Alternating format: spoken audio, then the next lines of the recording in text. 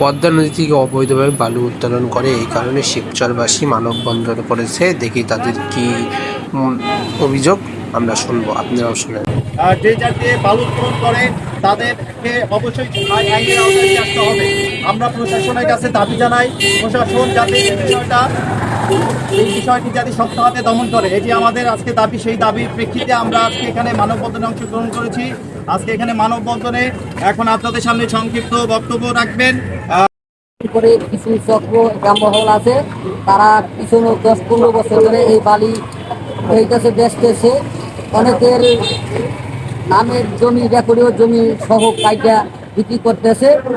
আমাদের আকল অনুরোধ শিবচর থানার এই সর্বস্তরের প্রশাসনের প্রতি, এই যিনি অতি তাড়াতাড়ি এই বালু উত্তোলন বন্ধ করে। আসসালামু আলাইকুম রহমতুল্লাহ। আমরা আজকে এই যে মানববন্ধনের জন্য দাঁড়াইছি, আসলে এটা হচ্ছে চরজানাজাত ইউনিয়নের পদ্মা নদীর মাঝখানে কিছু এলাকায় অবৈধভাবে আপনার ড্রেজিংয়ের মাধ্যমে কিছু বালু উত্তোলন করে নেয়। এখানে এটা সম্পূর্ণই অবৈধভাবে নেয় এবং রাতের অন্ধকারে আপনার হচ্ছে 20 থেকে 25টা ড্রেজার নিয়ে মাঝে মধ্যে এরকম হয়। আর এই নিউজ আমরা মাঝে মধ্যে বিভিন্ন জাতীয় পত্রিকায় এবং বিভিন্ন টিভি চ্যানেলে নিউজটা হয়েছে এর আগে। হওয়ার পরেও এরা প্রশাসন আসলে এরকমভাবে 2-4 দিন ব্যবস্থা নেওয়ার পরে তারা কিছু অর্থের বিনিময়ে নৌ পুলিশের সহায়তা নিয়ে তারা এই ধরনের এই কার্যকলাপে লিপ্ত হয়।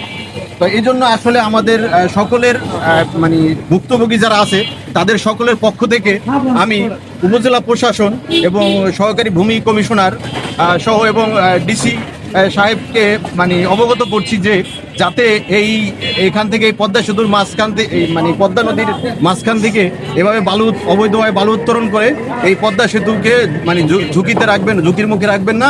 এবং আপনার হচ্ছে গিয়ে যে বেড়িবাঁধ নির্মাণ করা হয়েছে, বেড়িবাঁধও ঝুঁকির মুখে পড়ে।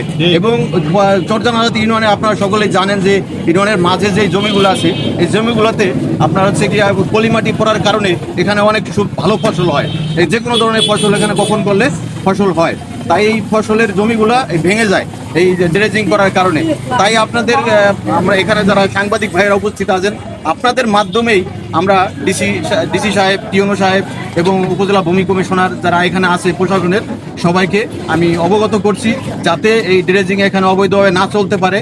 এবং গত 15-16 বছর যেই ফ্যাসিস্ট শেখ হাসিনার আমলে যারা এইভাবে তাদের নিয়ে তাদের ছত্রছায়া থেকে যারা এইভাবে করছে, তারাই আবার এখন এইভাবে রাতের অন্ধকারে এভাবে করতেছে এবং কিছু মানুষের মানে অর্থ লোভ দিয়া তাদের এই কাজগুলো করতেছে।